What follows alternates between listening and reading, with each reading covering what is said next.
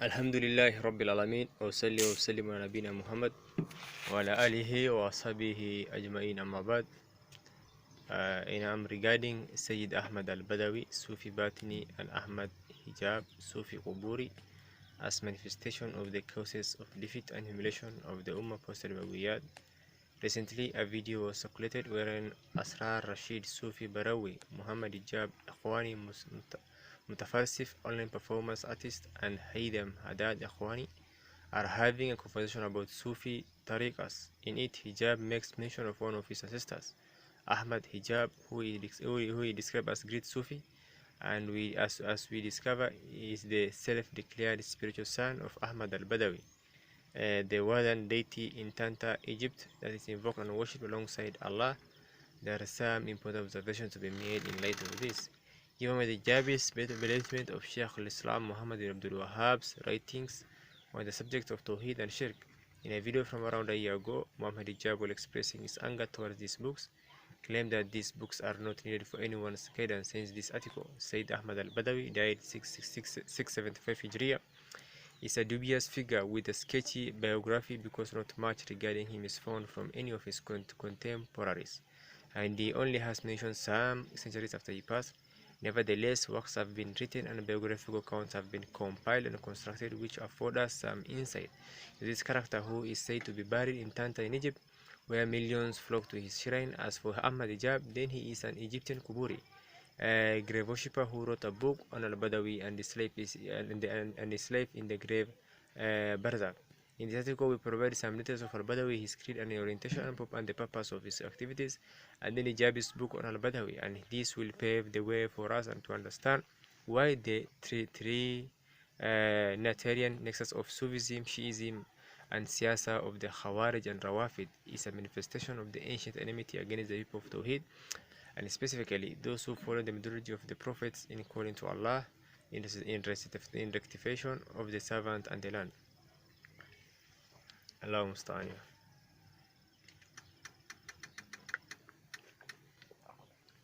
Sheikh Rabi bin Hadi Hafidahullah refers to the most intense and severe of murky dark plots in the form of Trinity, Al-Talut, comprising the Rafida, the Sufiya, and Siyasa.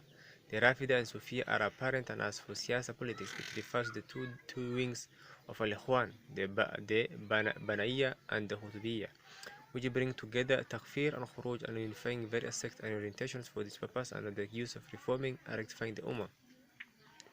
Regarding Aḥmad al-Badawī, an agent for the Bāṭinī Shiites, the Sheikh of Al-Azhar, Mustafa Abdul Razzaq, based on source materials we obtained from Morocco, Al-Maghrib, explains that al-Badawī was al-Alawi Shiite whose goal was to restore the rule of the Bāṭinī Shiite Ubaydi destiny that had ruled over North Africa. Ali al-Badawī, the father of Ahmad, was an Ismaili Shiite who had left Morocco for Mecca to meet with other Shiite to lay out plans for the restoration of their political state.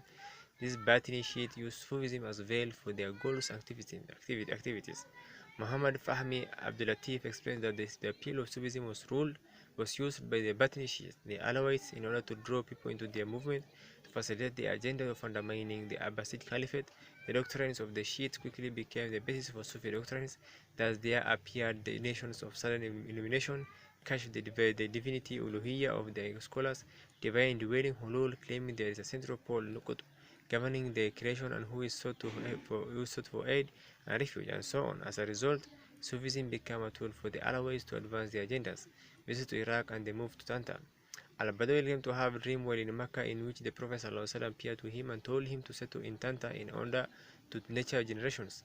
The author of Al-Sayyid al-Badawī said, Ashur said that this appears to be an attempt on behalf of the biographers of al-Badawī to magnify his status and to prepare the minds of the readers to accept the miracles that were going to be ascribed to him, and to portray the nation that all the activities of al-Badawī were execution of the divine will and fulfillment of commands that he received directly from Allah.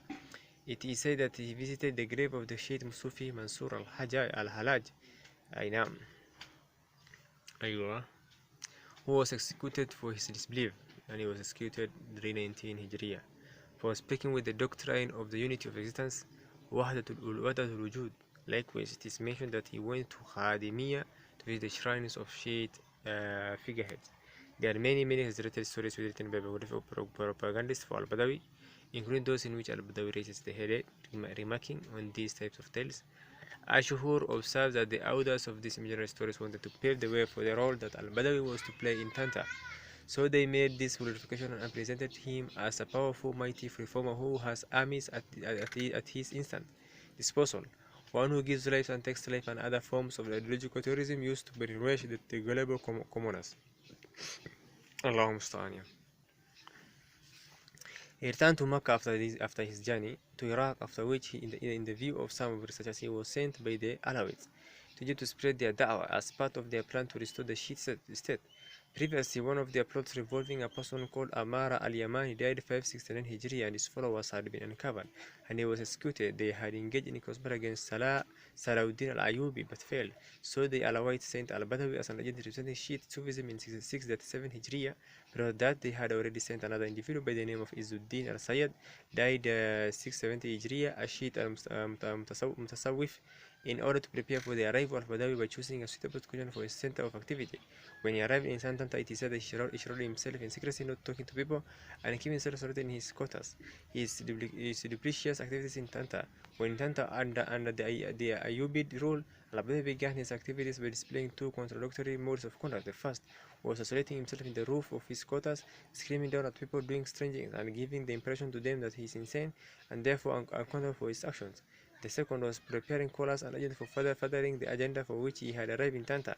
Those who came to him were his inner circle. They had a common understanding, knowing what al-Badawī was doing, and he would provide them instructions. This group of students numbered 40, and they were called the Sutuhiyya, the Roofists.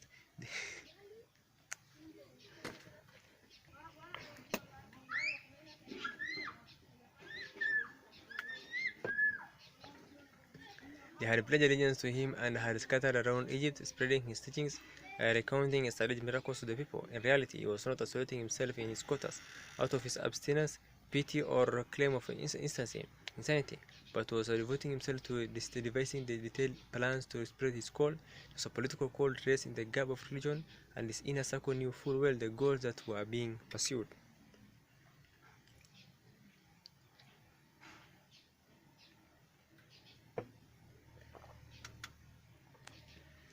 He sent his students to a specific place and asked them to remain there until death, calling the people to his call of believing al-Badawī as a saint and reformer and spreading the position of Bāṭinī Shiite Sufism.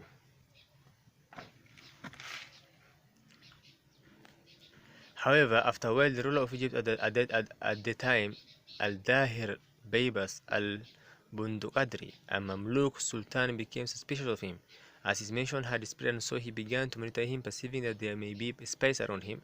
Al-Badawī began to teach people Arabic grammar and jurisprudence, and spent some years not openly meeting with his network of refugees as to remove any suspicion surrounding him.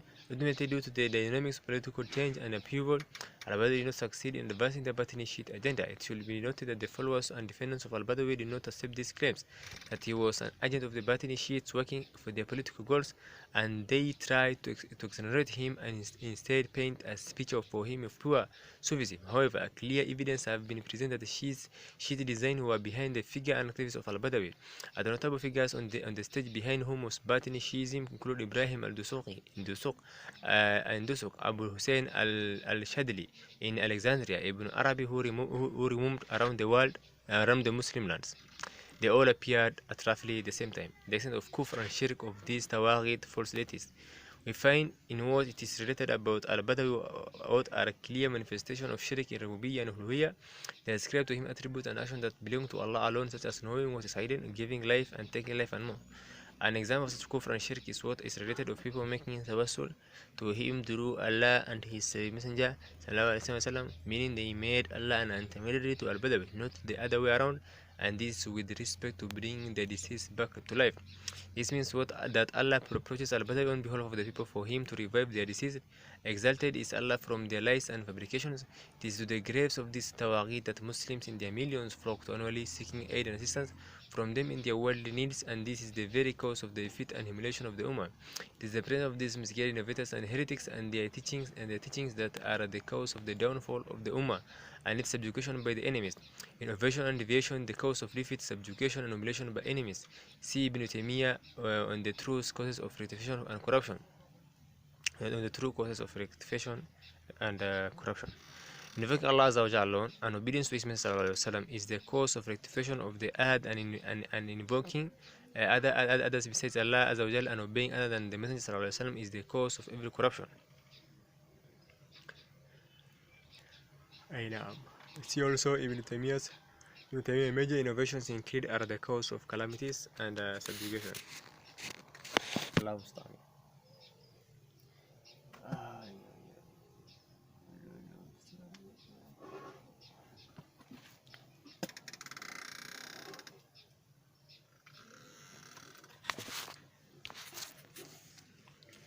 It was innovations in creed that led to the invasion of the Mongols from the east and the Crusaders from the west, as mentioned from Allah for pursuing and abandoning what His Messenger brought of guidance.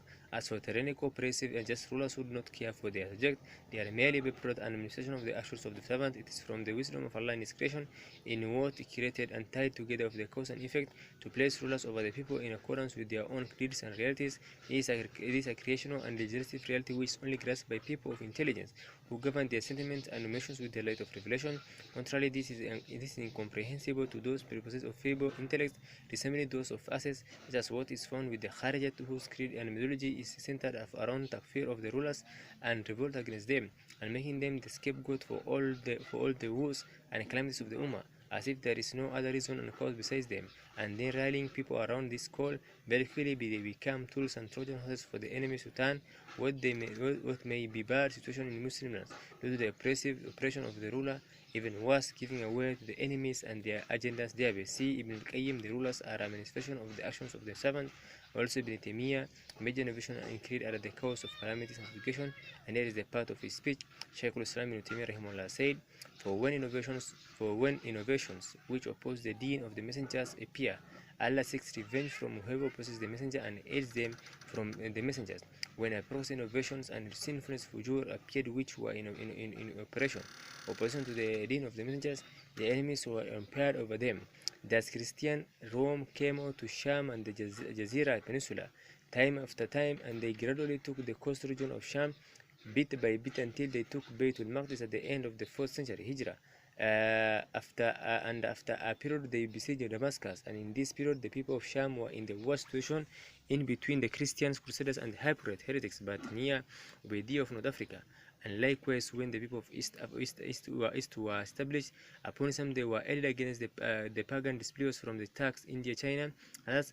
But when there appeared from them whatever appeared of innovations in the deviation, ilhad, and sinfulness, the disbelievers were unleashed against them. And the cause of the enemies entering the lands of the Muslims was the appearance of deviation, ilhad, hypocrisy, in fact, and innovations, bid'ah. Summary so far, what we see in Aḥmad al-Badawī according to what has preceded is simply a continuation of the plots of Abdullah ibn Saba al-Yahudi and his likes against the Ummah, of infusing doctrines of kufr and shirk into the hearts and minds of Muslims to take them away from the tawheed of messengers والسلام, and instead to turn them towards mysticism, esoteric doctrine, saint and grave worship, and the likes, further to engage in political activism and agitation against the ruling authorities under the guise of removing social and economic injustice, to cause split deviations and civil strife with a view to taking political leadership and control, and through those means to safely erase the symbols of Islam from the hearts and minds. This movement of the Ṣūfī Bāṭinī Shiite who ruled over North Africa for a period in the centuries before Al-Badawī was founded by a man called Maymun bin Qada al-Daysani from Sham, Syria or Persia, and though he was of Jewish origin, he claimed falsely that he was from Ahlul Bayt through the lineage of Ismail bin Jafar as-Siddiq. He propounded an Ismail doctrine centered around political leadership and Khilafah, which became the base of other Bāṭinī movement through the centuries, such as the Ubaydiyya, the Karamita, the Hashashin assassins, the Yazidiyya, Ikhwan al-Safa, the Druze, Nusayriyya, Bahiyya, Qadiyaniyya, Agha Khanis, and the Bohras. Ibn Kathir said, the founder of the Fatimid Ubayd state in Ahmadiyyan Rafidi from Salmiya in Sham. The Fatimid rulers were the most impure of the rulers in their biographical account, and the most vile of them in their immorality. Innovations and evils appeared during their rule. People of corruption increased. in their era, while the righteous people, worshippers, and scholars diminished, the founder of their state was a Jew. From the above, we should now be able to appreciate the Trinitarian nexus of Shiism, Sufism, and Siyasa, which stands and works against the Tawheed of the messengers, using both ideological and political subversion as a means of weakening the lands of the Muslims from the greater of things that stand in their way and which are distated by them from the mighty foundation of this religion is the affair of the Tawheed itself, Tawheed al-Uluhiyyah, single out Allah in worship, and thereafter unity behind the ruler, through obedience in that which is good, and absence of revolting on account of the ruler's sins and oppression.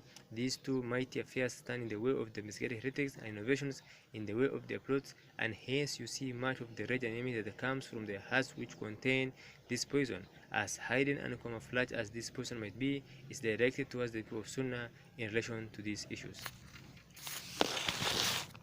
Allahumma sallim sallim.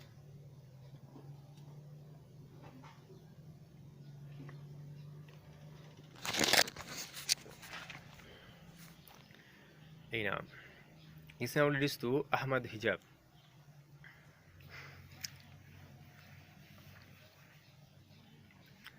أيوة أنت أحمد حجاب. أيوة spiritual son of Al-Badawī.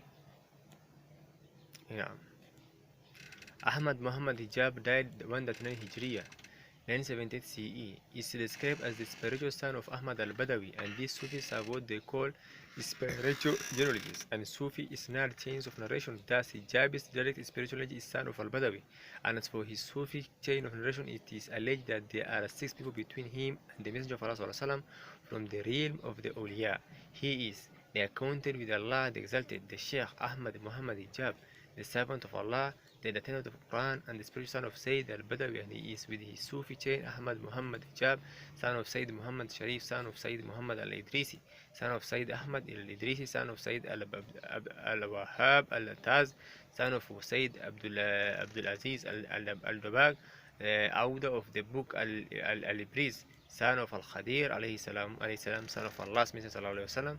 Thus there is not between him and the presence of the Messenger except 6 of his sheikhs, just as there is not between him and between his presence in his spiritual Ahmad lineage except Sayyid Aḥmad al-Badawī. أيوة. Hijab wrote a book called أراء في الحياة للسيد البدوي دنيوية وحياة البرزخية, which is about Ahmad al-Badawī and his life in this world and in the barzakh, in the grave. It was intended as a defense of al-Badawī against criticism leveled against him, to explain how he nurtures people from within his grave, while in the life of the barzakh, responding to them, giving them consultation and facilitating their needs. Likewise, in this book, he argues for tawassul through the prophets and the saints, whether living or dead, and justifies celebration of their birthdays, which is an inversion of the Bāṭinī Ubayd Shia. To give an example, Hijab quotes from Al-Sharani and from those about whom it has reached us that he nurtures his offspring, his followers, while in the barzakh life of the grave is a Sayyid Aḥmad al-Badawī. However, that is specific to his truthful followers such as Muhammad al-Shanawi.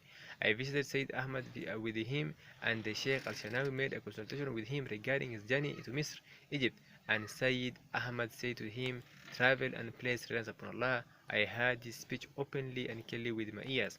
After which Hijabi says, and the statement of Al-Sharani that Sayyidi Ahmad nurtures his offspring while in the barzakh, and is saying that he had his speech related with his own ears, in which he directed the student to travel to where he is, but only one of thousands of testimonies regarding what occurs to one individual from one strata of society in one era among those whose nurturing Sayyid Ahmad has taken unto himself, and if all those generations spread through the past 7 centuries were allowed to express what they had heard and testify with what they knew of him and took from him, then encyclopedic volumes would have struggled to cite them all.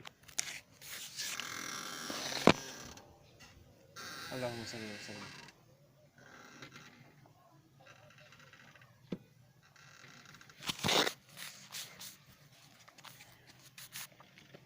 The book is lengthy and many citations could be made to highlight what amounts to a clear call to and glorification of saint and grave worship and a defense of it, but we will give 1 or 2 just as examples. Hijab has a chapter called Tawassul through al-Badawī and seeking intercession from him, page 125, in which he says, In the context of refuting the one who criticizes seeking aid from other than Allah, he claims that cooperating ta'awun with Sayyid al-Badawī is associating as partners with Allah.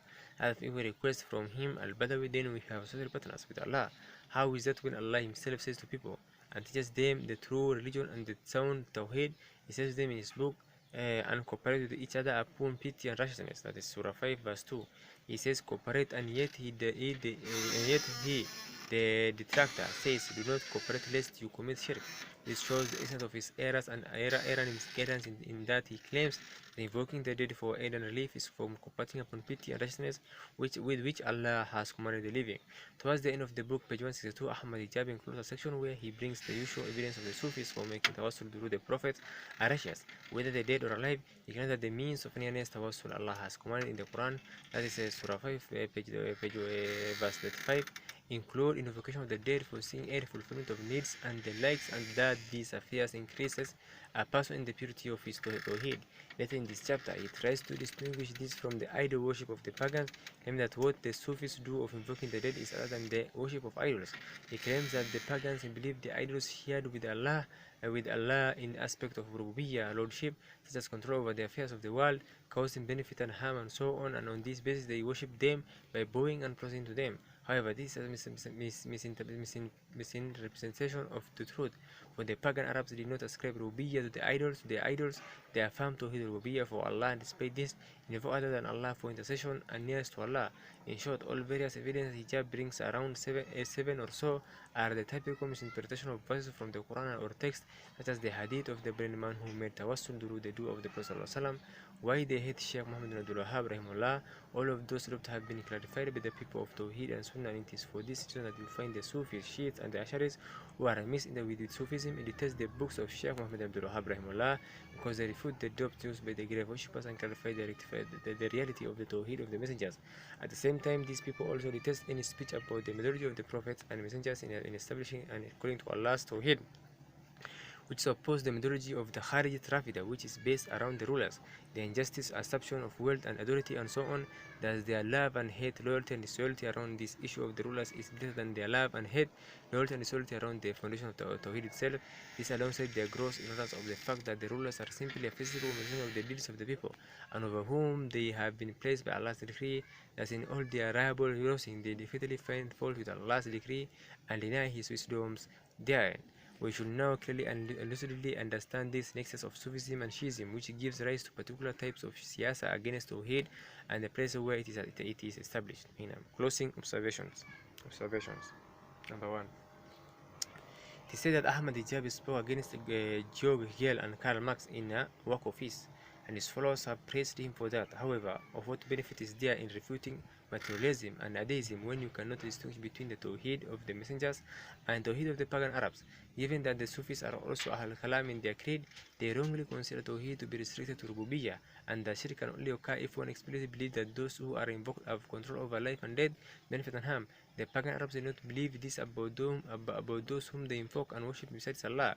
This is Surah 10 verse 31, and the dispute with them was not concerning rububiyyah. Number 2. Muhammad Hijāb, the great grandson of Aḥmad Hijāb, the spiritual son of Al-Badawī, is known to believe to the works of Shaykh al-Islam Muhammad ibn Abdul Wahhab rahimahullah that clarify the reality of Tawheed.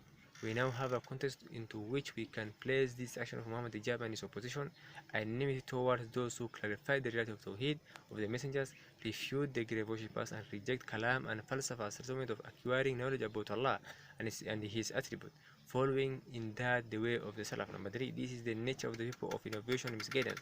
They embroil themselves with debate with abode the others whose hearts have been sealed upon kufr, and which there is next to no benefit. They often rely upon Trojan horse argument of Kalam and Falsafa, and are able to get these others to move beyond the formation of an external existence, wajibul wujud, which to them is the universe and matter. From the end result of this debate is that they allow seeds of doubt to be planted in the minds of their audience. Number 4. Further, since they like others have desires, hawa, shahwa, and are not immune from them and know from impure intentions, they turn this debate into spectacles to draw audience, and for some of them it becomes a means to gain a portion of the world. Subsequently, their love and hate revolves around the issue of whoever participates in their desire or reject it, and their falsehood through which it is mobilized. Allahumma sallim sallim.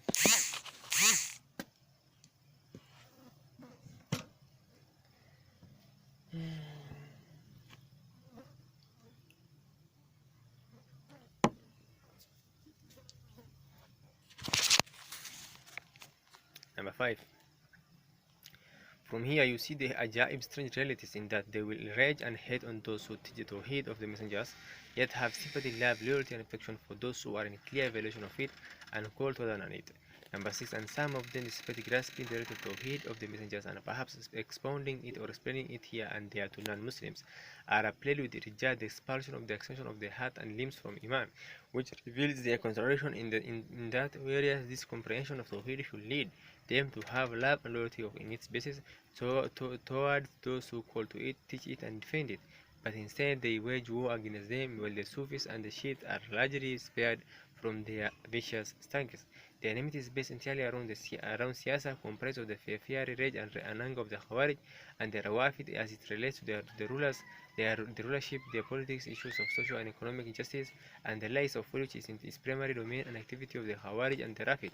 Number 7. For this, those people it exposes their attachment to the tawheed of the messengers as being nothing more than something academic and expedient, something that is grasped and comprehended, but which remains neutral knowledge, invoking neither love nor hate, loyalty nor disloyalty, just like the knowledge that 2 plus 2 is 4, or the knowledge that Cairo is the capital of Egypt. For this reason, you see through their speech and the activities the greatest enmity towards Al-Sunnah, the Salafis who strive in spreading the tawheed of messengers, yet silence, if not love and loyalty for the Shia, Sufiya and Kharijiyya. The speech and behavior of a person is a direct translation of what is in his heart, of his speech, belief, and action, feelings, emotions, and thus in this way people expose and pass judgment upon themselves through their speech and actions, making their inner realities known. We ask Allah subhanahu wa ta'ala to grant us success